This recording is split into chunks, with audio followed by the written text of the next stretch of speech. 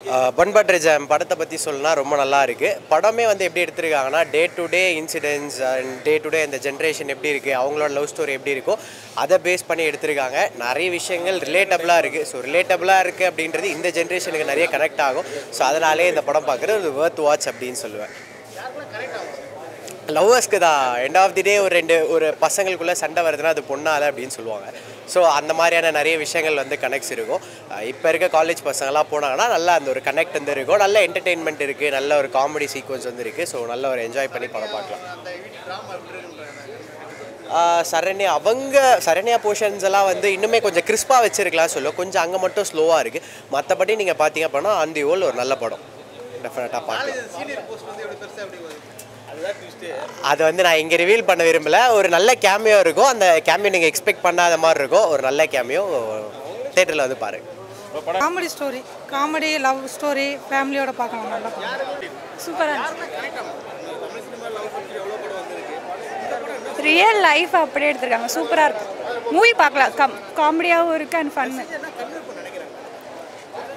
லவ்வர்ஸ்குள்ள and என்ன பிரேக்கப்பாக இருக்கட்டும் and அதுலேருந்து எப்படி வந்து மூவ் ஆன் ஆகணுன்றது வந்து அழகாக எடுத்திருக்காங்க. சூப்பராக பண்ணியிருக்காங்க. ஹீரோனிஸ் சூப்பராக இருந்தாங்க, ஹீரோவும் சூப்பராக இருந்தாங்க. ராஜு ரியலாக இருக்குது சார், பார்க்கவே நல்லா இருக்குது மூவி. நல்லா இருந்துச்சு. நாங்கள் சிரிச்சிட்டே தான் இருந்தோம், ஃபுல்லாக ஃபன்னாக தான் இருந்தோம். ஆமாம், ஃபேமிலிஸாக இருக்கட்டும், ஹீரோஸாக இருக்கட்டும், ஆக்டர்ஸ் எல்லாமே சூப்பராக இருந்தது. எல்லோரும் ஆக்டர்ஸ் சூப்பராக இருந்தது. படம் நல்லா இருந்தது சார். ராஜியோட ஆக்டிங் நல்லா இருந்தது. ஆக்சுவலாக இப்போ வந்து நிறையா வந்து பசங்க வந்து இப்படி தான் மெயின்டைன் பண்ணிகிட்டு இருக்காங்க. இது மாதிரி மெயின்டைன் பண்ணால் நல்லாயிருக்கும். ஒரு ஃப்ரெண்டை வந்து கரெக்டான வேலை புரிஞ்சுக்கணும். அந்த புரிஞ்சிக்கிற கதை வந்து எனக்கு ரொம்ப பிடிச்சிருந்தது. ஒரு லவ்வை கூட அது பாசிட்டிவாக எடுத்தார். ஸோ அந்த பாசிட்டிவ் வைப்ஸ் ரொம்ப நல்லா இருந்துச்சு. இல்லை, இப்போ இருக்கிற 2K மம்மிஸ் எல்லாருமே ஓகே தான். ஆல்ரெடி 90 கிட்ஸ் மம்மிஸ் வந்து எல்லாருமே 80s 90s கிட்ஸ் மம்மி வந்து எல்லாருமே அப்படி தான் இருப்பாங்க. ஸோ அவங்க நல்லதுக்கு தான் சொல்கிறாங்க. அதை நம்ம நல்லா பாசிட்டிவாக எதுவுமே பாசிட்டிவாக எடுக்கணும். ஸோ இந்த படம் ரொம்ப பாசிட்டிவாக இருக்குது. வெற்றி பெற ராஜுக்கு என் மனமார்ந்த வாழ்த்துக்கள்.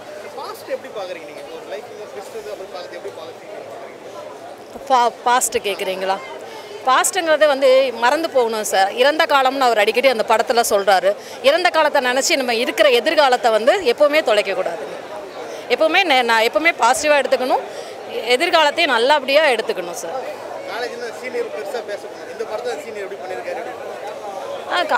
சீனியர் எதிர்க்கணும். காலேஜ் லைஃபுங்கிறது ஒரு பெரிய என்ஜாய்மெண்ட்டு.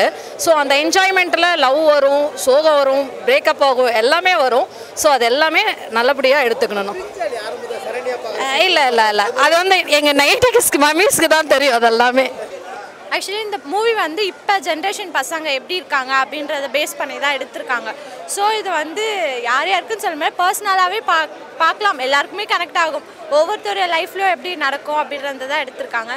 காமெடிலாம் நல்லாயிருக்கு. ஆக்சுவலி நான் இப்போ தான் காலேஜ் முடித்தேன். அது வந்து ஒவ்வொரு இதுவும் பார்க்குறப்போ காலேஜில் நடந்ததெல்லாம் பார்க்குற மாதிரி தான் ஃபீல் ஆச்சு. சீனியர் எனக்கும் அந்த மாதிரி ஒரு சீனியர்லாம் இருந்திருக்காங்க. மேல் இல்லை, ஃபீமேல் தான். ஆனால் வந்து நல்லா இருந்துச்சு. அது பார்க்குறப்போ இதெல்லாம் நடக்கிறதா அப்படி படம் எடுத்து போட்டிருக்காங்க அப்படின்னு பார்க்குறப்போ நல்லா இருந்துச்சு.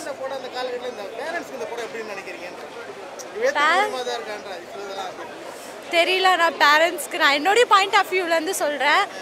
மேக்ஸிமம் பேரண்ட்ஸ்க்குமே பிடிக்கலாம். ஏன்னா இந்த ஜென்ரேஷனை பேஸ் பண்ணி தானே எடுத்திருக்காங்க. ஸோ அவங்களுக்கும் பிடிக்கலாம். எனக்கு கிரிஞ்சாலாம் தெரியலண்ணா. ஏன்னா அவர் வந்து இதுக்கு முன்னாடி சீரியல் ஆக்டராக பார்த்துருக்கோம். இப்போ குக் வித் கோமாளியில் வந்து ஒரு குக்காக பார்க்குறோம். இப்போ இவருடைய நியூ ஸ்டைல் பார்க்குறப்போ இதுவும் எனக்கு பிடிச்சதா இருக்குது. இல்லை, எல்லாமே ஃப்ரெண்ட்ஷிப், லவ் எல்லாமே வந்து சூப்பராக காட்டியிருப்பாங்க. அம்மா பையன் சென்டிமெண்ட்டு எல்லாமே சூப்பராக காட்டியிருப்பாங்க. நல்லா இருந்தது. விக்ராந்த் வந்த சீனும் நல்லா இருந்தது, செம்மையாக இருந்தது. அந்த தளபதி விஜய் மாதிரியே கொஞ்சம் இருந்தது. அவரோட வாய்ஸு, அவரோட டோன், ஆக்ஷன் அதெல்லாம் நல்லா இருந்தது. இல்லை, அம்மாங்களும் எல்லாரும் வந்து விரும்பி பார்க்குற மாதிரி தான் இருக்குது. ஃபேமிலியும் பார்க்குற மாதிரி தான் இருக்குது. யங்ஸ்டர்ஸும் பார்க்குற மாதிரி தான் இருக்குது. ராஜுவும் செம்மையாக ஆக்ட் பண்ணியிருந்தார். ஃபஸ்ட் படம் மாதிரி தெரியல, நல்லா ஆக்ட் பண்ணியிருந்தார். இப்போ உள்ள இந்த 2K கிட்ஸ் அவசியம் இந்த படத்தை பார்க்கணும். நம்ம வந்து பழைய லவ் படங்கள் நிறைய பார்த்துப்போம். 50 வருஷமாக தமிழ் சினிமாவில் என்ன பண்ணுவாங்கன்னா, இந்த லவ்வருக்காக ஊரை விட்டு ஓடி போகிறது, அப்பா அம்மா பெரியது அப்படி தான் காமிச்சிருப்பாங்க. லவ் வந்து ஆக்சுவலாக இருக்கணும் தான், அது கடந்து போகணுன்றதை சொல்லியிருக்காங்க. அது ராஜு சார் வந்து ஃபஸ்ட்டு படம் மாதிரியே பண்ணலை. ஓப்பனிங் சீன் அந்த அவங்கள பார்த்தோன்னு ஒரு சீக்வன்ஸ் பண்ணியிருப்பார். அது பாருங்கள், உண்மையிலே பேசப்படும். நிறைய மேடைகளில் அதை அடிக்கடி பண்ணக்கூடிய வாய்ப்புகள் இருக்குது. அவங்க வந்து நல்லா பண்ணியிருக்காங்க. சரண்யா மேடமும் தேவதர்ஷினி மேடம் தான் வந்து காமெடியில் பின்னியிருக்காங்க. படத்தை அவங்க தான் நகர்த்திட்டு போகிறாங்க சில இடங்களில். பார்க்க வேண்டிய படம் இது, அவசியம் பார்க்கணும். குறிப்பாக மியூசிக் டைரக்டர் நல்லா பண்ணியிருக்காரு. கேமராமேன் சூப்பர் ஒர்க் பண்ணியிருக்காரு. பார்க்கலாம், ஒரு தடவை பார்க்கலாம். கதை இந்த generation love, friends, best friends, bestie எல்லாமே கலந்து உள்ள வச்சுருக்காங்க. ஏன்னா நிறைய படம் பார்த்துருப்பேன் இதுக்கு முன்னாடி. இந்த மாதிரி இந்த ஜென்ரேஷன் லவ் கேன் மேல் கோவம், அப்புறம் வந்து திருச்சென்ற படமாக தான் பார்த்துருப்போம். அதே மாதிரி கான்செப்ட் தான், ஆனால் கொஞ்சம் டிஃப்ரெண்ட்டாக இருக்குதுல. பெஸ்ட் ஃப்ரெண்ட்ஸாக இருக்கவங்களுக்கு கனெக்ட் ஆகும். அப்புறம் லவர்ஸாக இருக்கவங்களுக்கு கனெக்ட். இந்த படத்தை பார்த்துட்டு இந்த மாதிரி ஆகக்கூடாதுன்ட்டு அவங்க வேணால் நினச்சிக்கலாம்.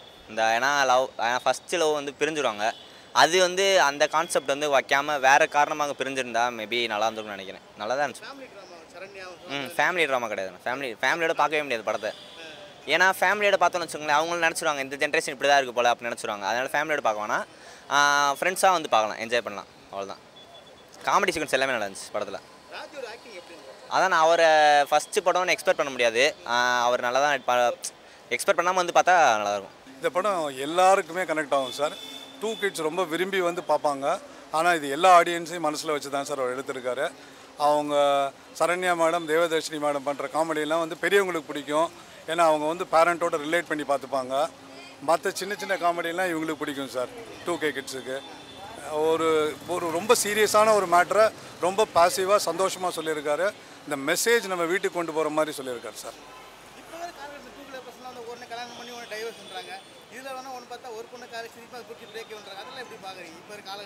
இல்லை, இது இப்போ நடக்கிறத அவர் காமிச்சிருக்காரு. அதை பாசிட்டிவாக காமிச்சிருக்காரு சார். இப்போ நடக்கிறது வந்து இப்போ இது எல்லா இடத்துலையும் நடக்குது. அதுக்கப்புறமா அவங்க வந்து ஒரு பெரிய சோகத்துக்கு போயிடுறாங்க. அது சோகத்துக்கு போக வேண்டிய விஷயம் கிடையாது. நீங்கள் நார்மலாக வந்து வந்துடலாம். அதாவது we are all upset sir. எப்படி செட்டப் பண்ணுறது அப்படிங்கிறத அவர் சொல்லி கொடுத்துருக்காரு சார்.